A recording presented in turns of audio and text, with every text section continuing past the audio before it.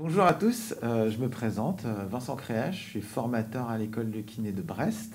Donc je suis kinésithérapeute de formation. Donc avant d'exercer en tant que formateur, j'étais kiné en libéral. Voilà. Thibaut, tu... Bonjour, je suis Thibaut Simonin, donc je suis formateur à l'IFMK de Brest également. Et j'ai une activité en tant que kinésithérapeute, une expérience en tout cas en salariat et en libéral. Bonjour, je suis Cathy Lestido.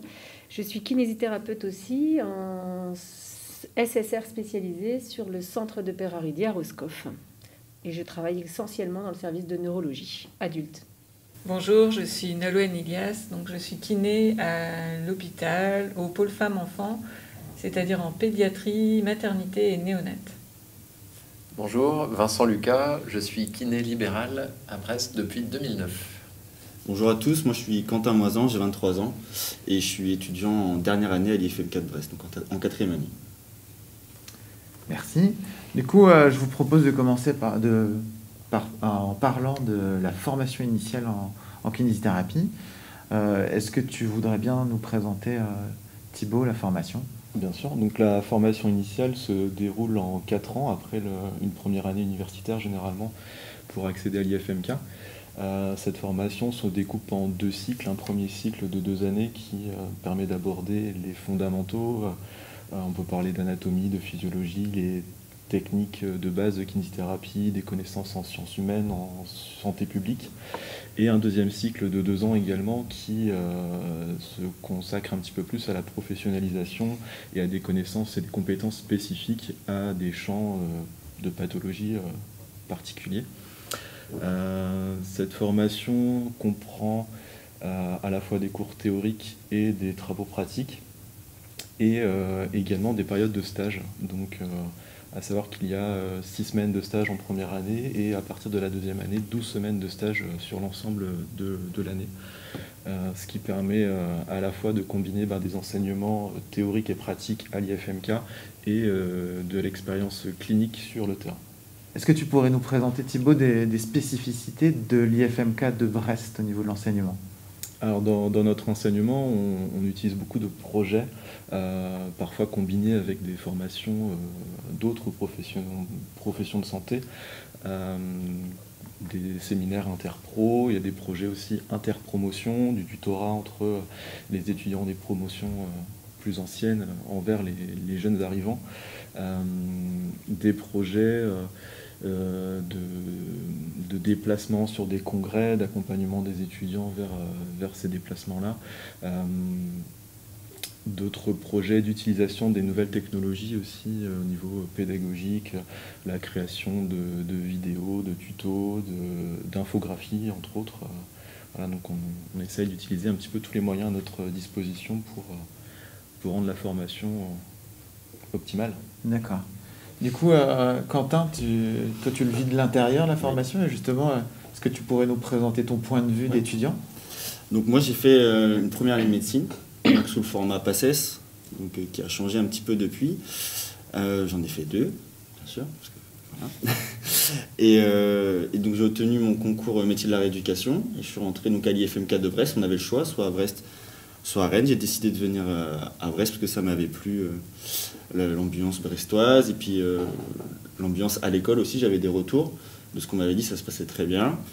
Donc je me suis lancé dans l'aventure à l'IFMK de Brest, et ce qui m'a surpris, moi, c'est vraiment la pratique qui est omniprésente en fait dès la première année. C'est vrai que le premier mois, par exemple, on apprend énormément les techniques de base sur le massage, qu'on connaît souvent de la kiné. Et dès la fin du premier mois, on intervient sur des événements sportifs. Vraiment, la promotion est soudée. Il y a vraiment une très bonne entente.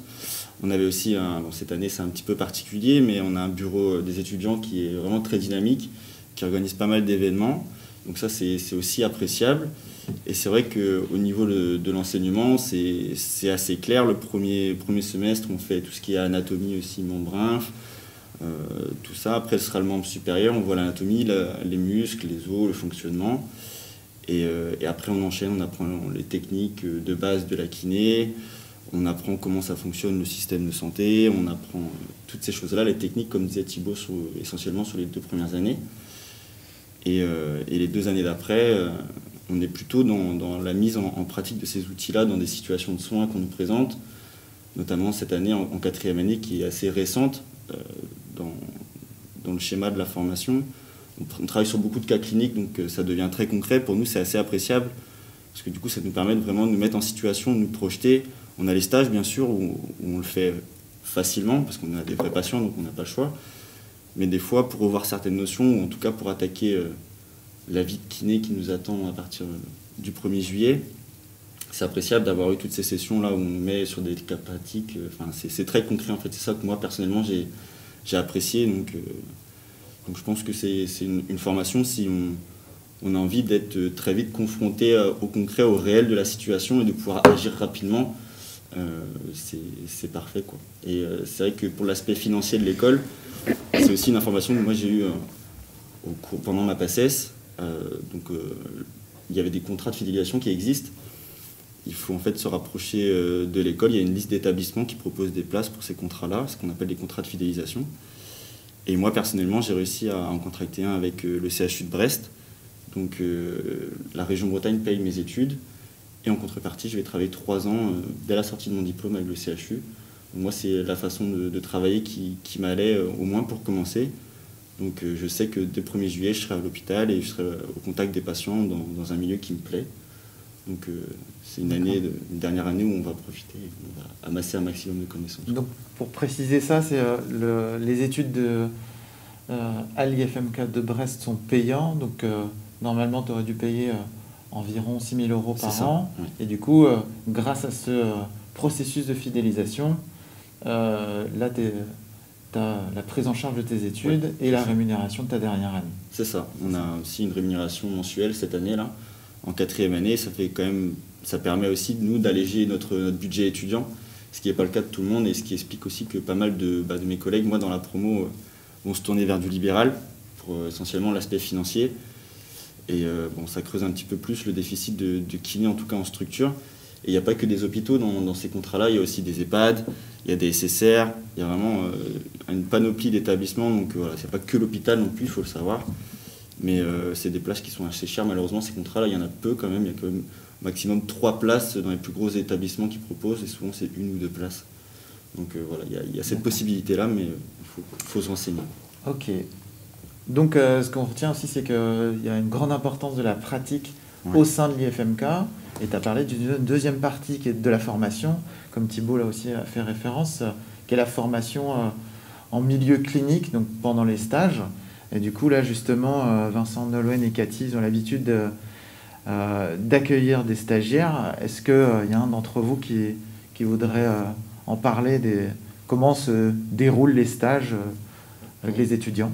Ouais, on va pouvoir en parler tous les trois. Nous, on accueille des stagiaires de toutes les années, 1re, 2e, 3e, 4e. Et donc, on adapte l'encadrement en fonction de leur niveau, tout simplement. Donc, les premières années, ils vont pratiquer avec nous. C'est-à-dire qu'on les laisse soigner les personnes, mettre en place des soins qu'on leur conseille. On corrige leur posture, on corrige leur gestuelle, tout ça. Et au fur et à mesure, plus on va vers la fin des études, plus ils sont autonomes. Donc, en fait, on voit juste avec eux la stratégie à mettre en place. C'est eux qui décident de leur traitement et c'est eux qui les appliquent. Et nous, on fait juste une régulation là-dessus. On discute avec eux les résultats qu'ils ont obtenus, est-ce que c'est conforme à ce qu'ils attendaient. On réévalue leur pratique. Et donc, avec ce fonctionnement-là, on les autonomise et on les prépare au travail, juste à la sortie du diplôme. Je suis d'accord avec toi. Je considère aussi les stagiaires vraiment comme des futurs collègues qui, on va essayer de donner le plus d'autonomie possible avec la particularité en pédiatrie. Ils sont souvent impressionnés par le fait que ce soit des bébés. Il y a des étudiants, la plupart quand même, n'ont jamais eu un bébé entre les mains, n'ont jamais porté de bébé. Donc ça commence déjà par ça au début. Les petits prémas, de les porter, de les emmener du berceau à la table allongée. Enfin, vraiment, ça... Et effectivement, les attentes changent au fur et à mesure que... Enfin, s'ils sont en 1re ou en 4e année, on ne va pas demander la même chose, avec quasiment un travail de kiné en 4e année, vraiment, c'est assez exigeant, du coup, les attentes qu'on peut avoir avec des points régulièrement en cours de stage pour voir où ils en sont et qu'est-ce qu'on peut changer et améliorer. Je partage tout à fait votre opinion aussi. L'intérêt que l'on porte à accueillir des stagiaires est double pour nous, parce que ça nous permet de suivre un petit peu l'évolution des études qui ont beaucoup changé ces derniers temps. Et c'est un plus pour vous, les étudiants, parce que en fonction de votre cycle et de votre année d'études, ça va aller en première année. C'est vraiment une prise de contact avec le milieu hospitalier et surtout le patient. Et on a la chance, nous, sur le centre de Peraridi, de pouvoir vous accueillir sur plusieurs plateaux techniques. Et c'est la chance de ce métier que l'on a d'exercer dans plusieurs compétences. Donc, on parlait de la pédiatrie avec toi, Nolwenn. Moi, c'est en neurologie, mais on a aussi de l'appareil locomoteur. Et le fait de vous accueillir sur ces différents plateaux, ça vous permet de mettre en corrélation ce que vous avez appris à l'école et la réalité d'un patient. Et c'est cette prise de contact que l'on va chercher au début, sur vos premières années, ces observations, mais assez rapidement, comme on a la chance d'avoir un métier qui est manuel avec un rendement auprès du patient, si on peut dire rendement d'ailleurs, c'est pas tellement autorisé. Ce qui est intéressant, c'est qu'on leur dit souvent, il faut mettre la main dans le cambouis et il faut que vous puissiez faire la corrélation entre ce que vous apprenez à l'école, qui est très technique et qui est facilité parce que vous êtes tous dans le milieu et que du coup vous vous aidez les uns les autres, mais le jour où vous vous retrouvez à mobiliser j'ai envie de dire, un rugbyman de 110 kilos, c'est pas la même chose que vous, entre vous, ou en effet aussi d'aller faire un massage ou une thérapie manuelle précise sur un enfant en pédiatrie. Vous avez besoin de sentir cette différence et de vous adapter à ce niveau-là. Donc on est là pour vous encadrer, vous encourager à le faire et à vous autonomiser parce que au bout des 4 ans, vous êtes, même je dirais au bout des 3 ans, vous êtes des petits professionnels. Et vous devrez être capable de gérer ça tout seul. Et c'est l'avantage du centre, je pense qu'on pourra en discuter tout à l'heure, Thibaut, c'est que vous n'êtes jamais tout seul. Et donc sur les soins de suite, tout comme à l'hôpital, on est là pour vous encadrer et vous encourager à toucher du patient et à vous poser des questions sur ce que vous faites. Pas simplement appliquer une technique qu'on vous a appris à l'école, qui est juste et bien enseignée, mais il faut savoir l'adapter auprès du patient, quoi. Et je pense que par rapport à ce que vous dites, qu'en fin d'année, c'est vrai qu'on arrive sur une visée très professionnelle. La chance qu'on a avec cette 4e année aussi, qui est toute récente, c'est le clinica, ce gros stage de 3 mois à la fin. Ça, les autres n'ont pas eu forcément la chance, vous non plus, dans vos cursus. Et je pense que nous, on l'apprécie beaucoup parce que c'est vrai que ça arrive vraiment à la fin de l'année, à la fin de ces 4 ans-là. Et on est vraiment baigné dans l'environnement qu'on choisit. En plus, on a la chance de pouvoir choisir où on veut le faire, que ce soit en libéral ou en structure. Et du coup, on va vraiment pouvoir, pendant ces 3 derniers mois, encore profiter de ce statut d'étudiant où on va pouvoir se nourrir de vos conseils, votre expérience, votre expertise, de voir encore plein de choses et d'avoir cette liberté d'aménager notre emploi du temps en tant qu'étudiant, stagiaire, et pourtant d'avoir vraiment ce degré d'autonomie en fait maximal qu'on peut avoir durant les études, parce que 1 mois ou 2 après, on est à votre place aussi un petit peu, on devient vos collègues. Et je pense que ça, je pense parler au nom de tous ceux de la promo et de ceux qui ont pu en profiter.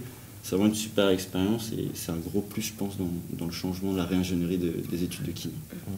Je pense que tu fais bien de le dire, c'est vraiment ça, c'est le côté expérience dont vous allez profiter sur les terrains de stage. Parce que toute la technique, vous l'avez, toute la pédagogie, elle vous est enseignée à l'école, et des fois, vous perdez vos moyens juste parce que vous êtes face à un patient qui va être exigeant, qui va avoir son caractère humain et psychologique à gérer. Et sur les terrains de stage, c'est ça que vous venez chercher, et c'est ça qu'on vous encourage à aller trouver, quoi, et à vous remettre en question, et à vous dire, là, maintenant, comme on dit dans notre métier, on gère pas des tomates, on gère pas des choses, mais on est en face avec une personne humaine à gérer.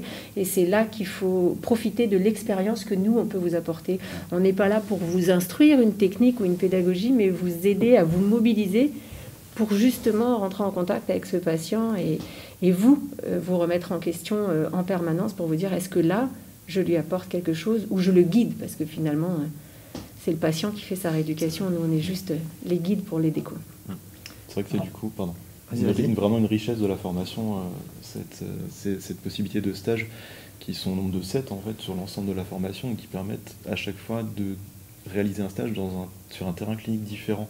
C'est aussi ça, c'est c'est pas le même terrain à chaque fois, donc on est confronté à différentes pathologies, différents modes d'exercice, différents professionnels avec chacun leur expérience qui viennent compléter aussi la formation de l'étudiant. Et on a en plus maintenant cette possibilité de réaliser aussi des stages à l'international qui permettent aussi d'aller confronter un peu nos connaissances et nos pratiques à ce qui peut se faire à l'étranger. Donc c'est aussi une des nouvelles possibilités proposées à l'IFM 4 Brest.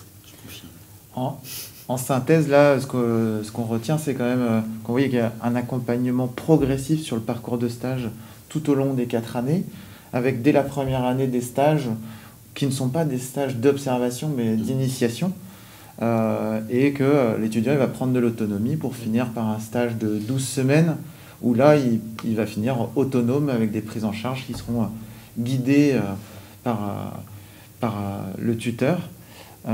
Voilà, et comme vient de le dire Thibaut, il y a aussi cette richesse. Il y a au nombre de 7 les stages, mais où on essaye de faire que l'étudiant il passe par le plus de choses différentes, c'est-à-dire au niveau des spécialités, au niveau des modes d'exercice, c'est-à-dire là on va faire une transition justement toute trouvée parce qu'on va commencer à parler du métier de kiné et comment justement on peut l'exercer, les différents modes d'exercice.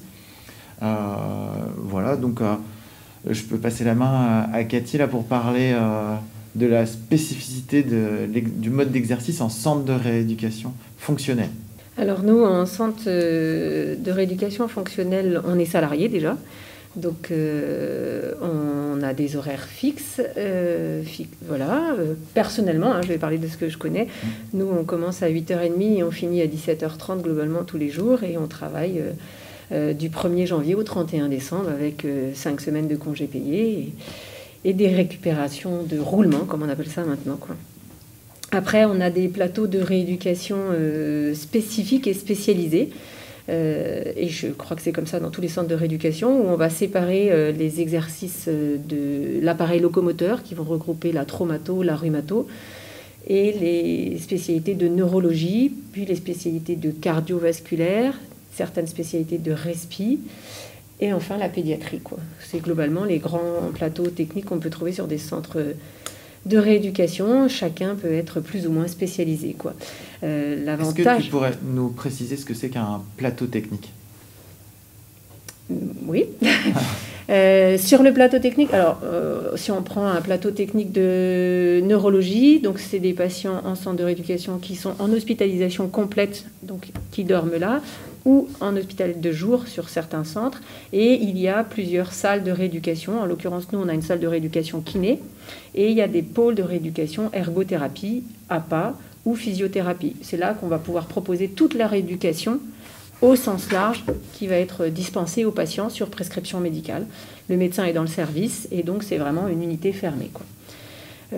Voilà ce que je peux dire sur un plateau technique. Le plateau technique, c'est souvent... l'autre versant, c'est les soins en chambre, souvent, c'est ça ? Alors, certains patients, sur les soins de suite spécialisés respiratoires, font quand même les soins en chambre. C'est le kiné qui se déplace et qui se déplace avec son matériel, mais là, c'est plus pour des raisons, j'allais dire, d'isolement propre aux patients, parce qu'on ne mélange plus les patients. Je pense essentiellement aux patients porteurs de mucoviscidose qui sont pris en chambre pour les soins de kiné-respi et vont après pour tout ce qui est rééducation fonctionnelle ou réentraînement à l'effort sur les plateaux techniques, donc de gymnase, où ils font de l'activité physique adaptée ou la balnéo. Voilà. Donc on peut avoir le plateau technique pur de salle de rééducation quand le patient peut aller en chambre, en salle de soins, ou alors si le patient est très limité fonctionnellement et très diminué au niveau et qui nécessite un isolement, dans ce cas-là on le gardera en unité de soins qu'on appelle la chambre à ce moment-là. D'accord. Et c'est le kiné qui se déplace, le kiné ou l'autre rééducateur, quoi. Qu'est-ce que je peux vous dire d'autre sur l'activité en centre SSR ? C'est ça, c'est que chaque plateau a sa spécialisation avec des rééducateurs qui sont spécialisés, mais essentiellement par leur expérience sur le plateau, parce que c'est des kinésithérapeutes qui travaillent depuis 1 an, 2 ans, 3 ans, et à force, on acquiert une expérience qui nous spécialise dans ce domaine-là, quoi. On a des kinés qui tournent, qu'on appelle des kinés de poule, qui n'ont pas encore cette spécialisation et qui préfèrent garder cette richesse d'exploitation que l'on peut avoir par rapport au métier de la kinésithérapie.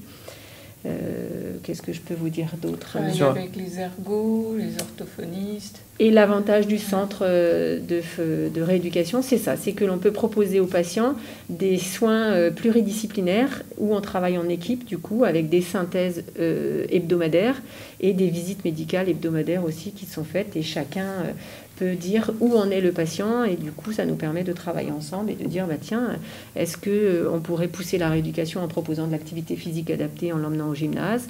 Et voilà. Et on a surtout la chance, du coup, de travailler avec les médecins en direct qui sont sur le service. Et du coup, il y a un véritable échange entre le corps médical et les rééducateurs directement au propre du patient. Et le patient est mis au centre du soin. D'accord. Et à quel moment du parcours, on va dire, du patient, tu les vois? Alors nous, on intervient pas en phase aiguë, dans le sens, donc si c'est que ce soit l'appareil locomoteur ou en neurologie, le patient est d'abord pris à l'hôpital pour une intervention, ou suite à un AVC, il est forcément pris par les services d'urgence, et il nous est adressé après quand il nécessite une rééducation intensive, et qu'en plus il nécessite une hospitalisation. Dans ce cas-là, il est pris chez nous, et c'est nous qui lui proposons la première rééducation. Si le patient est en mesure de rentrer chez lui, soit on lui proposera une activité libérale, Thibaut nous pourra nous expliquer, ou s'il a la possibilité de venir chez nous en hospitalisation de jour. D'accord. On peut voir aussi des patients plus ou moins chroniques qui reviennent régulièrement pour des séjours, soit de remise en forme, soit d'adaptation d'appareillage. Donc c'est l'occasion des patients parkinsoniens, par exemple, qui viennent régulièrement, qui sont pris au long cours en libéral et qui viennent de temps en temps pour des séjours de réinduction ou de réadaptation à l'effort sur des centres SSR, quoi. Pareil pour les patients lombalgiques chroniques qui viennent faire des pseudo-cures de réadaptation, de rééducation pour avoir une prise en charge intensive. Ils viennent pendant une période... Voilà, pour une prise en charge intensive entre 3 et 5 semaines qui sera justement pluridisciplinaire et ne pas que kinésithérapique, sinon il reste en libéral. Oui, d'accord.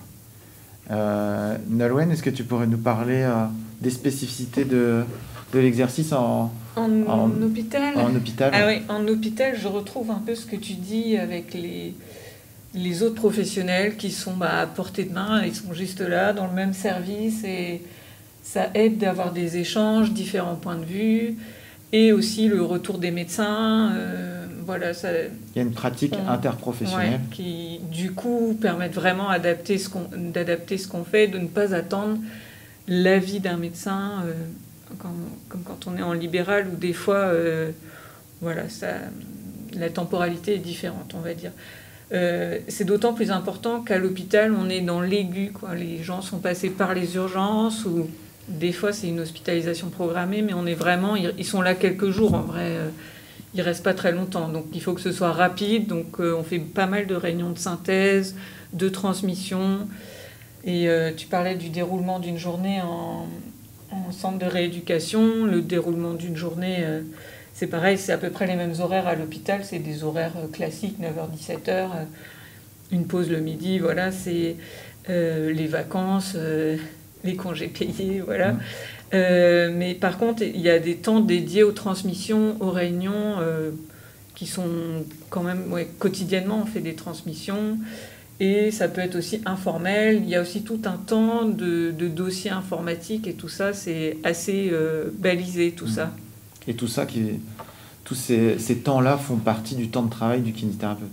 Tout à fait. Voilà, on est amené à taper des bilans, à aussi faire les transmissions donc, entre nous et aussi par rapport à la sortie, préparer les sorties. Et dans ces cas-là, on est beaucoup en contact avec les libéraux aussi et éventuellement les SSR qui vont avoir le patient à prendre en charge en kiné à la sortie. Après, la particularité de la pédiatrie, effectivement, c'est pas une spécialité comme les infirmières peuvent être puéricultrices, mais de fait, à force de pratiquer en pédiatrie, on fait des formations qui font qu'on a des connaissances plus poussées et une expérience.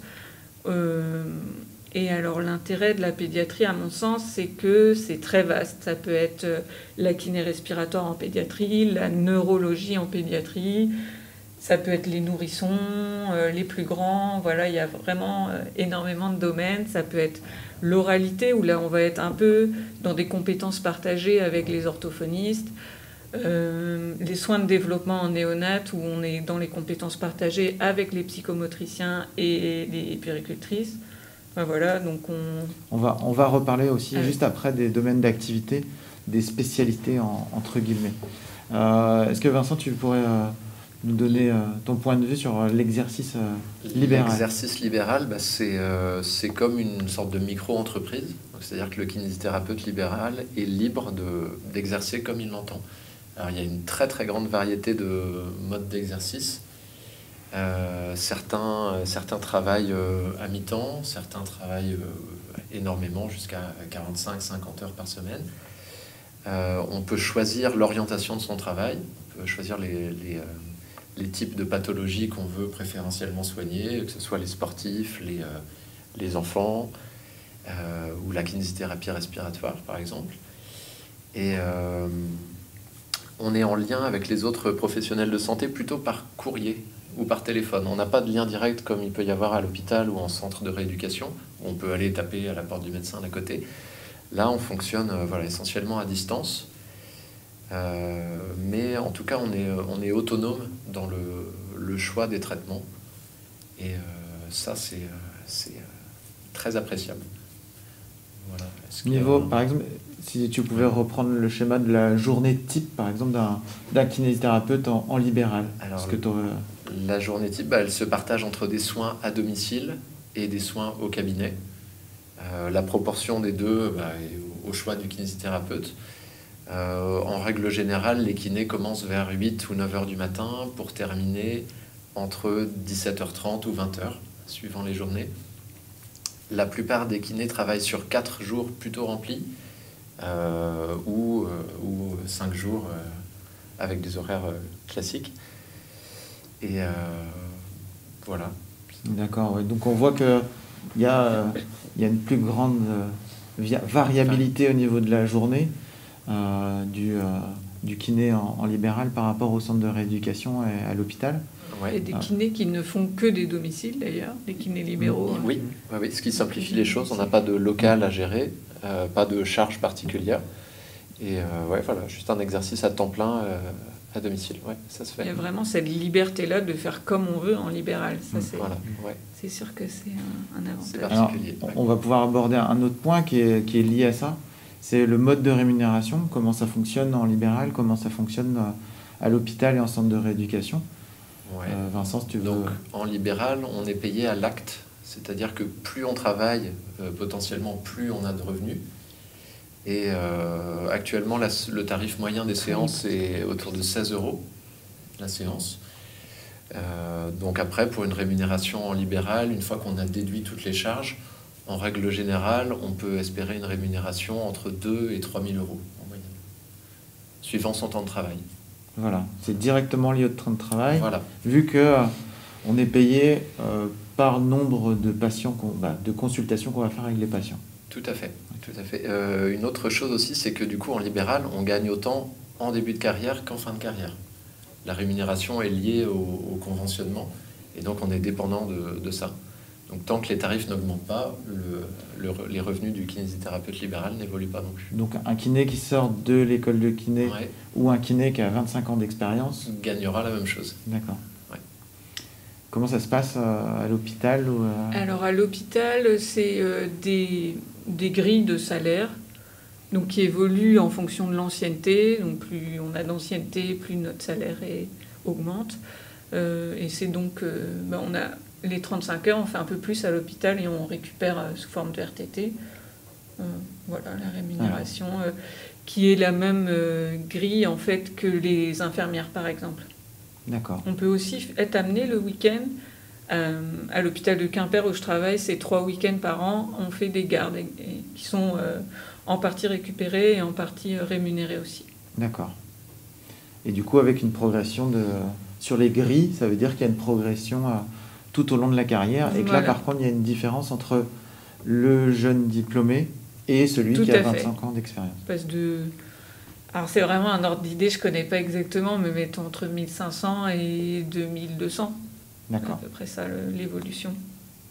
Okay. C'est le même fonctionnement sur les centres de rééducation. C'est une grille salariale en fonction de l'activité, de l'exercice. Et en effet, nous les kinés, on est sur la même grille salariale que les infirmières, que les APA, que les ergothérapeutes, toute la rééducation. Et donc même principe, on est là et on est 8h30, 17h30 et on a nos 5 semaines de congés payés par an. Et comme on fait également 38 heures semaine et qu'on est annualisé sur 35 heures, on récupère en semaine de repos, quoi. D'accord. Voilà. Tu as dit quelque chose sur les congés payés et tu en as parlé aussi, Nolwenn. Toi, tu n'en as pas parlé, Vincent? Du coup, il n'y a pas de congés inclus dans la rémunération. Donc, vous pouvez prendre des congés quand vous voulez. Par contre, vous n'avez pas à les poser auprès d'un directeur ou quoi. Mais par contre, vous n'êtes pas payé. Donc, c'est à vous de provisionner avant vos congés pour payer vos charges. Et de trouver un remplaçant, souvent aussi. Et de trouver un remplaçant, oui, tout à fait. Au-delà de l'aspect de rémunération sur l'activité salariale, il y a aussi toutes les propositions qui sont faites par l'établissement en cas d'arrêt maladie, d'arrêt jour enfant malade. Donc toutes ces considérations sont à prendre aussi, quoi. En salariat, on a la possibilité on bénéficie, si on a des enfants en bas âge, d'avoir la possibilité d'être 3 jours enfant malade. Et puis d'être en arrêt maladie rémunéré, ce qui n'est pas le cas, je crois, sur votre activité libérale, évidemment, quoi. En libéral, on souscrit du coup à des assurances et des prévoyances individuellement pour nous couvrir justement en cas d'arrêt de travail, ce genre de choses. D'accord. Donc maintenant, je vous propose de passer sur le thème du domaine d'activité. Par ça, on entend les spécialités. Je dis spécialité entre guillemets parce que on va en discuter, mais il n'y a pas de spécialité à proprement parler en kiné. Mais comme l'a évoqué tout à l'heure Nolwenn, il y a des orientations qui sont prises par les kinés. Est-ce que, Cathy, tu veux en parler ou... Moi, c'est ce que je dis souvent aux étudiants quand je les ai ou quand j'interviens à l'IFMK, c'est qu'on a la chance d'avoir un métier riche de compétences. Et donc, c'est un métier où je pense que l'on ne peut pas s'ennuyer, c'est pas possible. Et donc, quand on va exercer, nous, dans notre secteur, que ce soit en libéral ou en salariat, on a la possibilité de se dire, tiens, j'ai plus d'attrait pour aller vers l'orthopédie, peut-être au début, ou comme beaucoup d'étudiants, dire, je veux faire de la kiné du sport. Donc on peut commencer là-dedans et puis on se rend compte au cours de notre formation et de nos stages que la kiné-respi c'est super intéressant, que la neurologie c'est passionnant. Et donc c'est la chance qu'on a, c'est qu'on va pouvoir exercer où on a peut-être au début un petit coup de cœur, ou si c'est pas le cas, c'est juste l'opportunité d'une place qui se libère sur un centre et on va aller exercer là.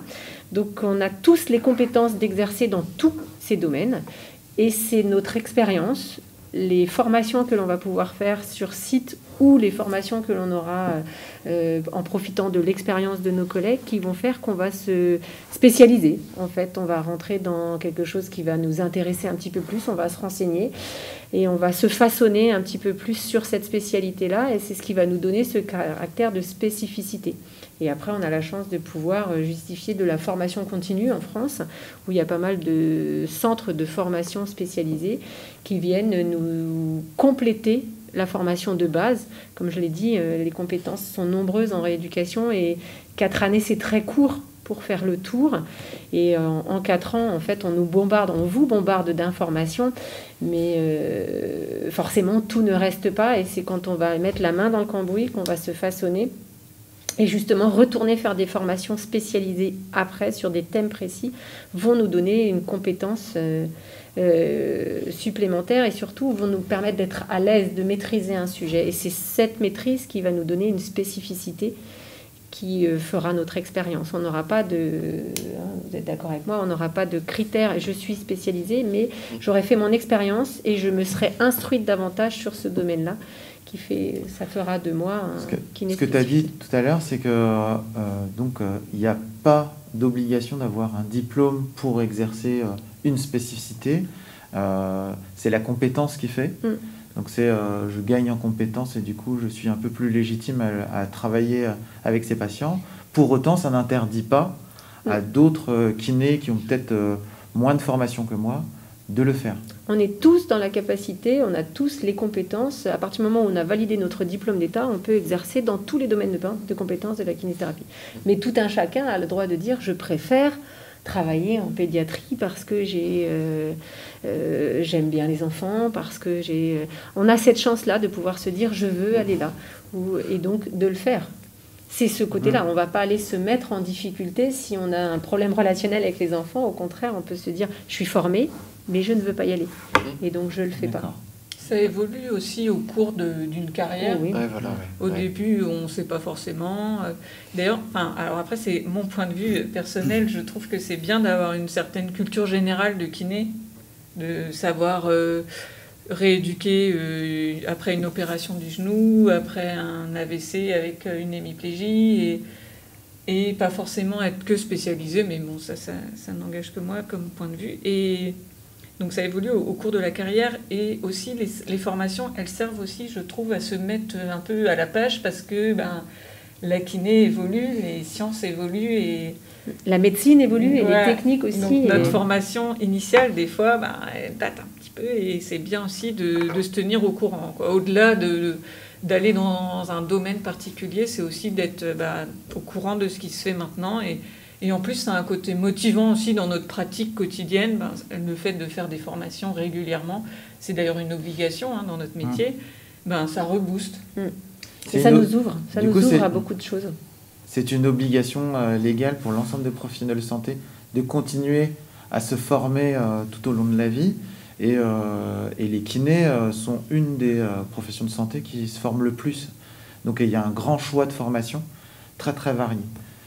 Je pense que du coup la vision, juste pour avoir le point de vue d'étudiant, la vision de l'évolution au point de vue de la carrière, on la retrouve déjà même à l'échelle de l'étudiant. Parce que c'est vrai que quand on parle entre nous en première année, comme tu disais Cathy, on entend souvent la kiné du sport qui revient, tout ça, parce qu'une bonne partie d'entre nous est sportif, ou en tout cas on est dans le mouvement, c'est de la kinésithérapie, par définition on est là pour ça, en grande partie, et au final on se rend compte que du fur et à mesure des stages, des expériences qu'on peut amasser à droite à gauche, des cours, on ouvre énormément nos horizons, et on découvre des champs qu'on ne savait même pas que le kiné pouvait intervenir, que ce soit même en réanimation, les grands brûlés, voilà, c'est des niches un petit peu, et des choses qu'on entend peu, où on n'imagine parfois pas forcément le kiné, même dans le domaine de la prévention, parce que du coup si on va dans la prévention, on l'ouvre à tous les secteurs d'activité, chez les pompiers, dans les entreprises, chez les sportifs. Et cette richesse-là, je pense qu'on la comprend au fur et à mesure. On n'a pas assez de 4 ans pour en faire le tour. Mais on est déjà... C'est vrai qu'à la fin des 4 ans, les projets ont énormément changé autour de nous. Et comme tu disais tout à l'heure, Noël, par rapport à la recherche, au-delà du secteur d'activité, même certains d'entre nous vont vraiment se tourner vers faire avancer la recherche en kinésithérapie. En France, c'est émergent. Au-delà de la France, il y a des pays qui sont... vraiment dans une mouvance beaucoup plus poussée que nous, et c'est inspirant parce qu'on voit aussi que les études qui sortent peuvent être aussi très pointues comme dans d'autres domaines de la médecine ou du soin de manière générale, et c'est vrai que c'est motivant pour beaucoup d'entre nous aussi de se pousser, en tout cas d'aller se renseigner et puis de nourrir un petit peu cette culture de la science. Et c'est vrai que c'est cette dernière année dans laquelle moi je suis personnellement et mes collègues, on est aussi dans l'obligation de faire un mémoire d'initiation de recherche. Donc ça nous permet aussi d'acquérir cette rigueur et en tout cas cette curiosité pour aller chercher des informations et s'ouvrir un petit peu dans différents domaines. Et je pense que la kiné est ultra riche, comme vous le disiez. Ouais. Mais comme tu dis, la kiné est très riche et elle n'est pas figée. Et c'est justement les progrès de la médecine et les progrès de recherche qu'on fait qui ouvrent vers justement tous ces changements, quoi. Et on ne reste pas sur ce qu'on faisait il y a 20 ans. Le domaine d'application de la pédiatrie, quand on voit les progrès qu'il y a eu en néonat et compagnie, ou en kinésithérapie respiratoire. Moi, quand je suis sortie de l'école, il y a un petit peu plus longtemps que toi, on ne prenait pas la kiné respiratoire comme on l'a fait actuellement, et on est même reparti complètement à l'envers. Et c'est toute la richesse de ce métier qui fait que elle est encore à écrire, elle est encore à bouger comme la médecine, et on ne peut pas s'ennuyer dans ce métier-là, et on ne peut pas rester figé. Un kiné qui reste figé sur des techniques, c'est un kiné qui ne propose pas une gamme de soins et qui ne s'adaptera pas, parce que c'est justement parce qu'il y a toutes ces techniques que vous apprenez qu'il n'y en a pas une seule qui est valable, et qu'il y en aura d'autres qui seront créées après, qu'il faut justement continuer à se former, quoi, à se renseigner. C'est sans doute cette richesse qui aussi pousse les kinés à se spécialiser, entre guillemets, dans un domaine pour être un peu plus pointu dans ce domaine-là.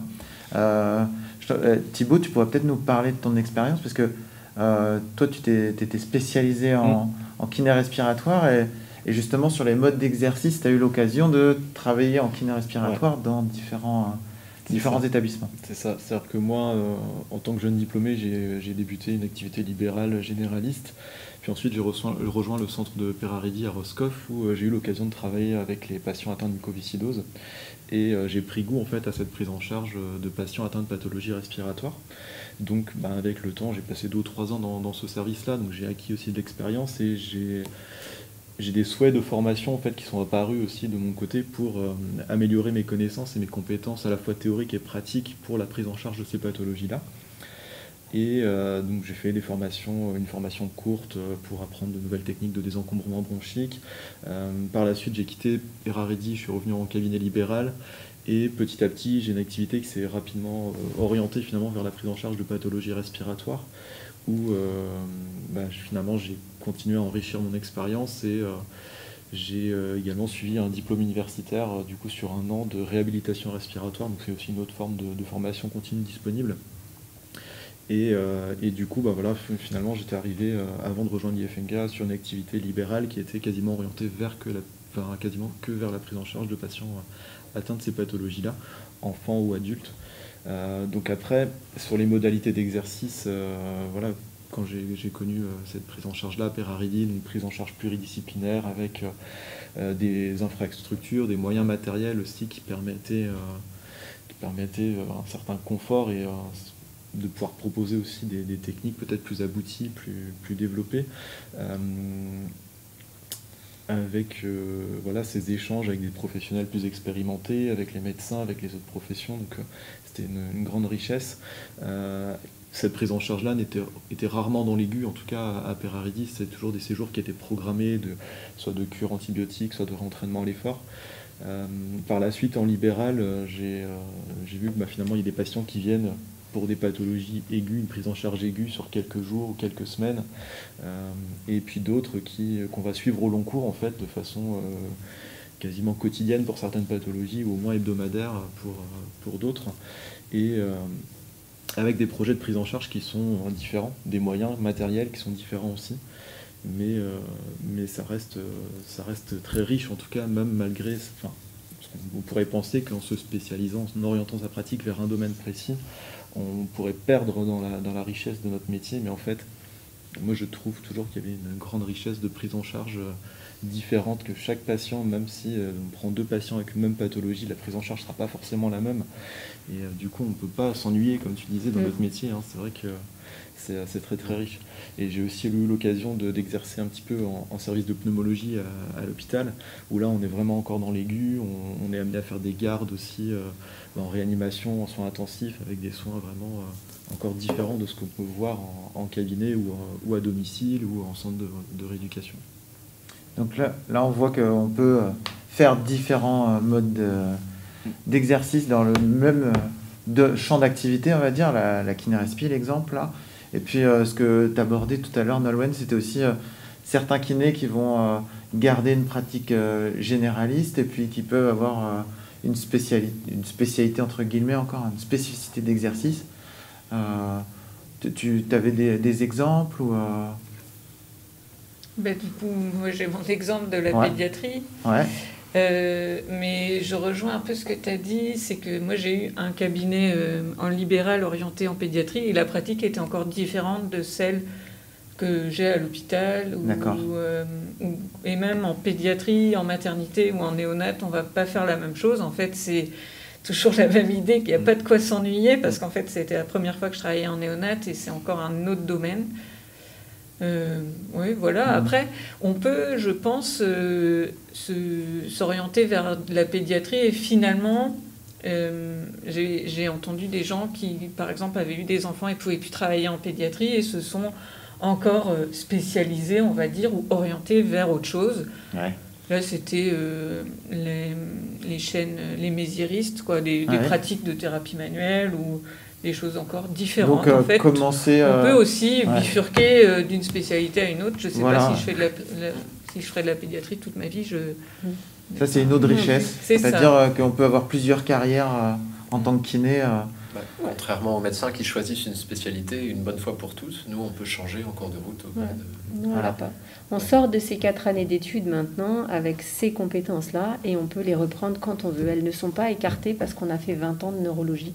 Et puis comme dit Thibaut, c'est pas parce qu'on prend un patient avec telle pathologie qu'on va en prendre un deuxième qui aura la même pathologie qu'on aura la même prise en charge. Et c'est ça justement qui fait la beauté de nos prises en charge, le fait qu'on s'adapte à un patient qui a la muco. Tous les patients qui ont la muco, on ne va pas leur proposer le même soin. C'est vrai en neurologie aussi. Et souvent, les patients, ils n'ont pas qu'un problème neurologique. Et donc, c'est ce qui fait qu'on va utiliser tout le panel de nos compétences pour un seul patient. Là, on le voit bien tous avec nos masques là.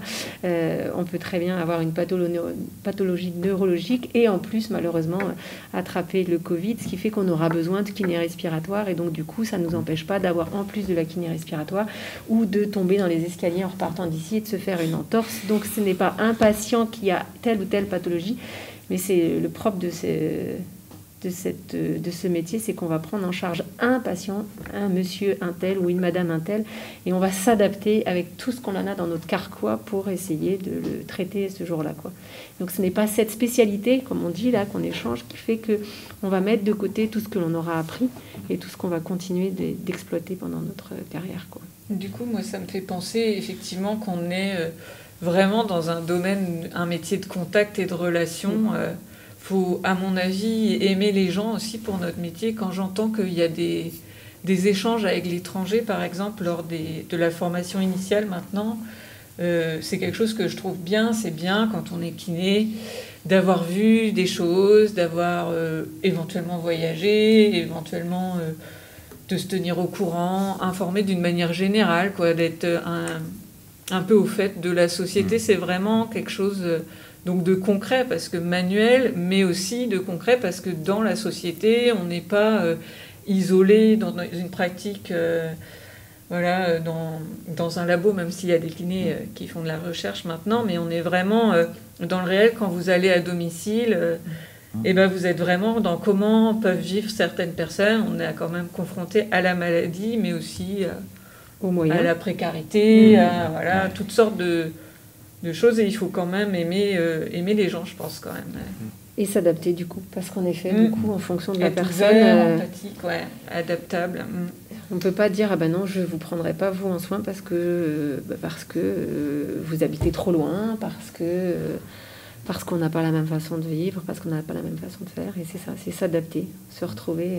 Si on va en Guyane ou n'importe où, on n'aura pas forcément les dernières technologies, mais ça n'empêche qu'on pourra proposer du soin, quoi.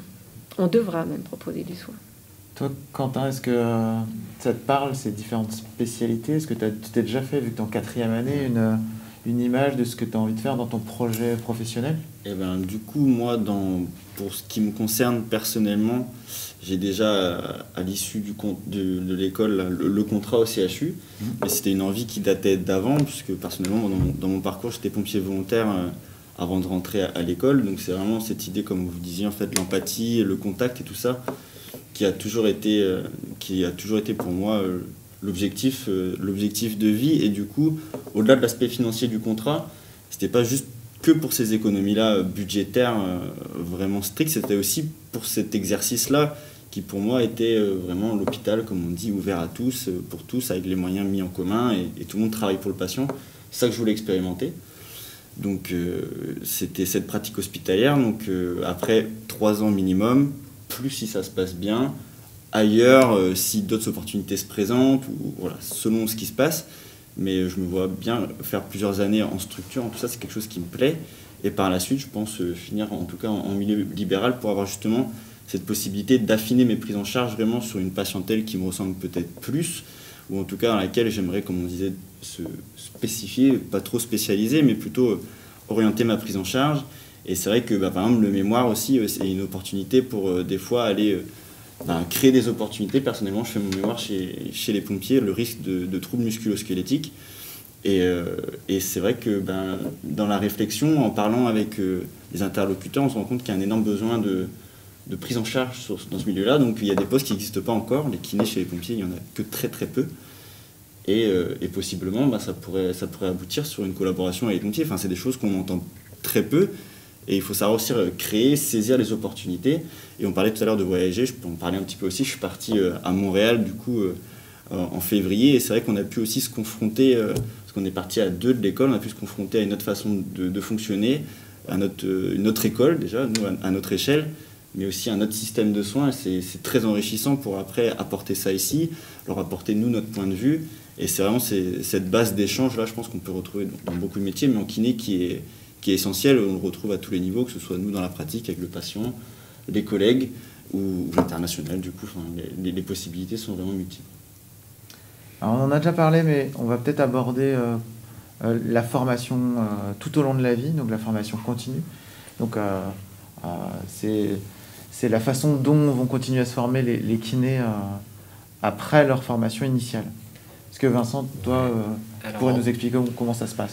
En pratique, il y a un catalogue très grand, enfin un catalogue disponible d'un grand nombre de formations dans tout un tas de domaines. Et en libéral, vous êtes libre d'aller faire telle ou telle formation quand vous voulez. Donc c'est à vos frais, bien sûr. Mais il y a des organismes qui vous remboursent quelques formations par an. Donc ça permet en gros tous les ans de faire en gros 2 ou 3 formations différentes sur les thèmes que vous voulez et de manière gratuite.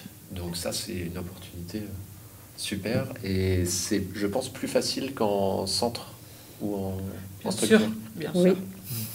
En structure, il faut passer par la hiérarchie, il faut un accord. C'est plus difficile de mobiliser les financements qu'en libéral, où en fait ça dépend de nous.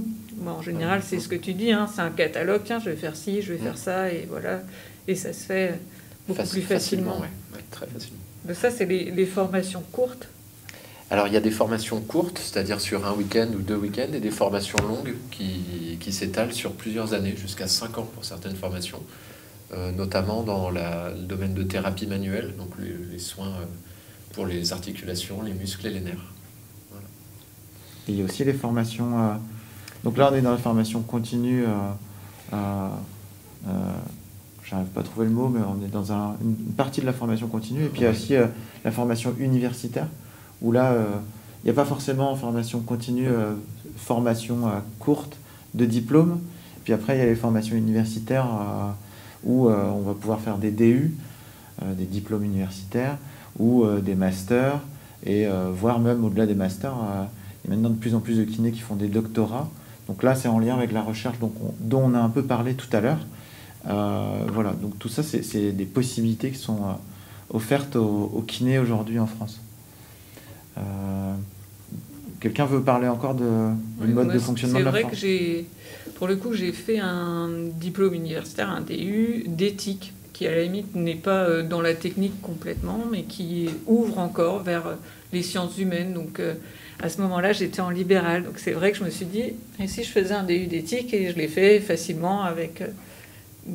Pour le coup, j'avais pas d'aide au financement, mais au niveau de mon organisation, j'étais assez libre de le faire comme je voulais. D'accord. Je pense qu'on retrouve cette richesse, comme on parle depuis le début, dans le choix. Nous, on se penche de plus en plus aussi, parce que, étant baigné dans l'université, à la fac de médecine, on entend beaucoup parler des DU actuels. On a des congrès aussi auxquels on peut participer pendant nos années d'études. Le CIFEPCA, par exemple, auquel moi j'ai participé en première année, c'est un congrès de kiné francophone. Et ça nous ouvre des horizons auxquels on n'aurait encore une fois même pas pensé.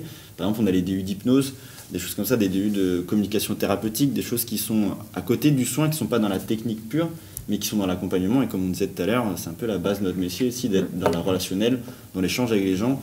Et en fait, il y a des clés qui existent pour communiquer différemment, pour aborder certains soucis différemment, ou en tout cas avoir une autre vision des choses. Et je pense que notre génération, en tout cas qui là sortons de l'école actuellement, en plus on a la chance d'être nous baignés dans l'environnement médical avec les sages-femmes, les orthophonistes, les médecines, toutes ces professions médicales et paramédicales autour de nous. Du coup en fait nos horizons sont vachement ouverts et on a l'opportunité de saisir ces DU par la suite, et comme dans la démarche maintenant de l'école, vraiment la sensibilisation à la recherche, à la formation continue est vraiment très présente. On voit, comme tu nous disais, que les possibilités sont assez variées, surtout en libéral, mais même en structure, on peut se former. Donc je pense qu'on est très friand de ces nouvelles connaissances qu'on peut amasser. et profiter justement d'avoir un des rares métiers, je pense, où on peut se former autant, aussi facilement et durant jusqu'au dernier jour de notre carrière si on le veut, quoi. Et dans tous les domaines, en fait, parce que du coup, je viendrai revenir. Nous, en salariat, c'est vrai que si on veut faire une formation spécialisée kinésithérapie, donc on est obligé de demander aux ressources humaines et de faire un financement par l'établissement, quoi, qui peut être accepté quand c'est en rapport avec un projet. Notamment, enfin moi j'ai eu la chance de faire un DU appareillage à ce niveau-là. Certains ont fait des DU équilibre. Donc il y a ces formations-là, mais évidemment dans une structure, quand on est 1000 salariés, il y a une petite enveloppe et on comprend qu'elle doit être distribuée entre tout le monde. Donc c'est pas facile pour avoir une formation chaque année. Maintenant, comme tu le disais, la formation est obligatoire. Donc on a toujours des petites formations qui sont faites. On arrive à développer dans les projets de service des formations intramuros ou entre nous. J'estime que nous, en tant que kinésithérapeutes, on peut très bien proposer une formation aux infirmières ou aux aides-soignantes, ne serait-ce que dans tout ce qui est transfert au patient, installation du patient, qui est des fois défectueux dans leur formation à elles, et on est dans les capacités, dans la compétence de le faire. Donc à nous aussi de transmettre à ce niveau-là. Et on a aussi en salariat la possibilité, on cumule tous un compte personnel formation que l'on peut débloquer comme bon nous semble pour aller se former. Alors, il n'y a pas beaucoup de formations spécifiques kinésithérapie qui sont couvertes par ce compte personnel formation, mais ça peut être, quand on est de l'époque des dinosaures, comme moi par exemple, profiter d'une formation Excel, XP, Word et compagnie, qui du coup est pris sur notre compte à nous, et du coup on peut la faire. Et pour revenir sur ce que disait Vincent par rapport aux formations en libéral, on a aussi en salariat la possibilité de s'inscrire sur ces formations-là. La seule différence, c'est que si notre établissement ne nous la finance pas, on doit également se la financer, et elle sera évidemment à faire sur nos temps de congés payés ou nos temps de repos.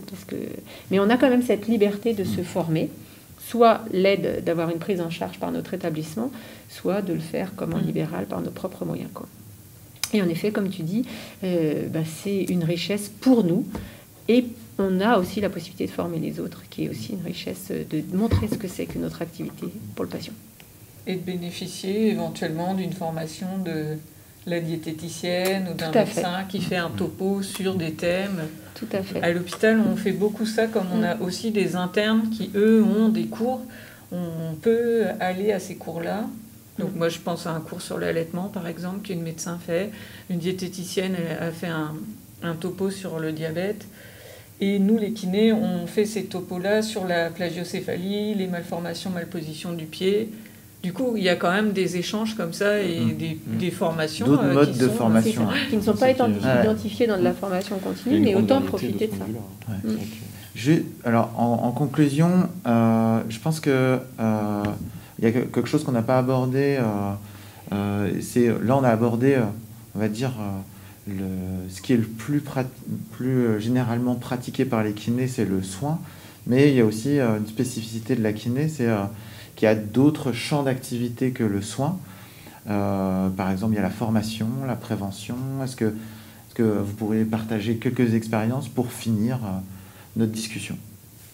Alors moi, j'ai pas énormément d'expérience dans ce domaine-là, mais il y a une branche de soins de confort qui peut être mise en place en libéral notamment.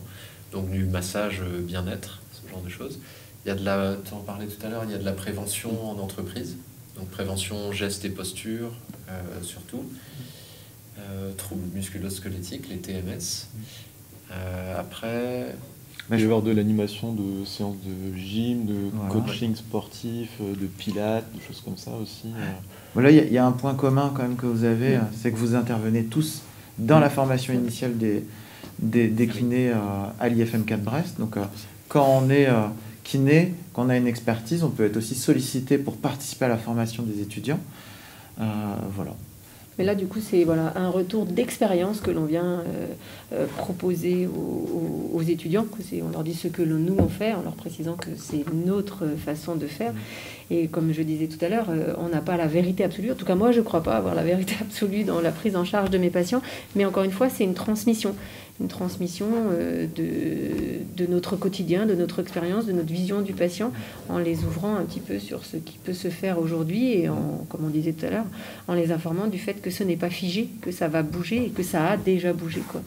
Et autrement, c'est ce qu'on disait dans la formation, c'est ça, c'est la formation ascendante et descendante dans les entreprises, dans le sens où oui, nous on a un rôle pour aller former les aides-soignantes et les infirmières, informer, parce que c'est pas elles font la même chose pour nous informer sur comment on fait le soin du diabétique et donc on profite de la richesse des médecins qui en effet sont formés sur pas mal de choses, et c'est dommage qu'ils viennent pas nous instruire, puisqu'ils instruisent de la même manière à l'école de médecine ou sur les internes. Ils peuvent nous informer aussi sur les risques cardiovasculaires et d'autres pathologies.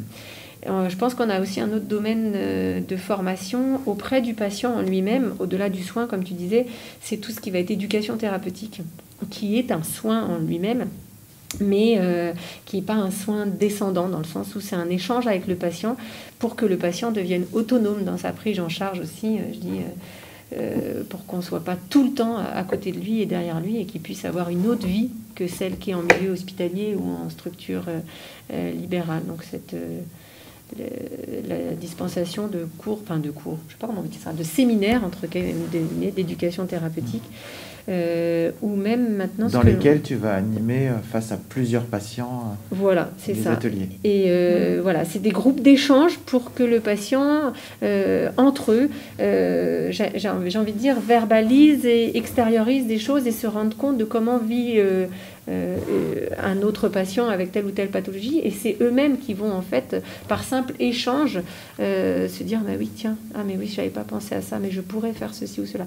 Évidemment il y a un peu de descendant dans ces formations d'éducation thérapeutique, dans le sens où on doit leur apporter quelque chose, mais ce n'est pas faites ceci, faites cela, c'est au cours d'un échange qu'on va leur faire prendre conscience de ce qui est bon pour eux et qui sont pas obligés d'attendre que ça vienne de nous.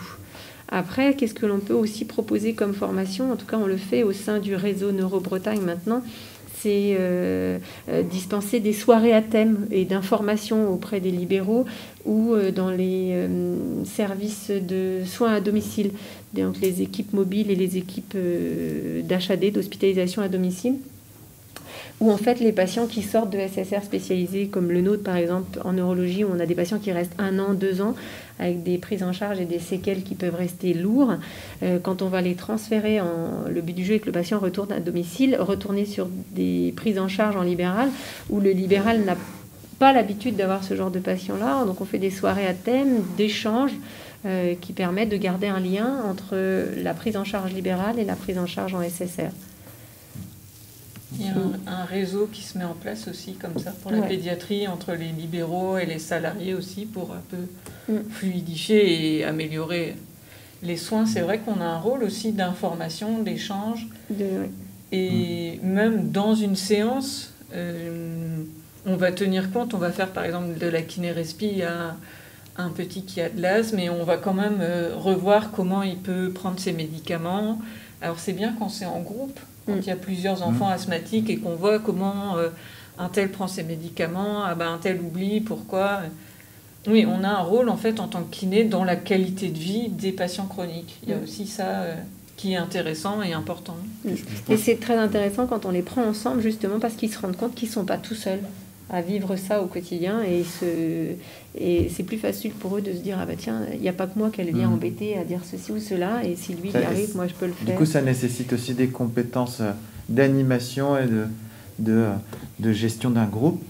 Du coup alors là c'était pour conclure, pour montrer encore que la kinésithérapie est vraiment un métier très varié, parce qu'on voit qu'il y a différents modes d'exercice, différents domaines ou champs d'activité, et puis après en plus il y a encore au-delà de ce qu'on s'imagine en tête-à-tête avec un patient, il y a beaucoup de compétences que le kiné peut mobiliser. Voilà. Bon, merci à tous en tout cas pour cette discussion. Merci. Merci. C'était très intéressant.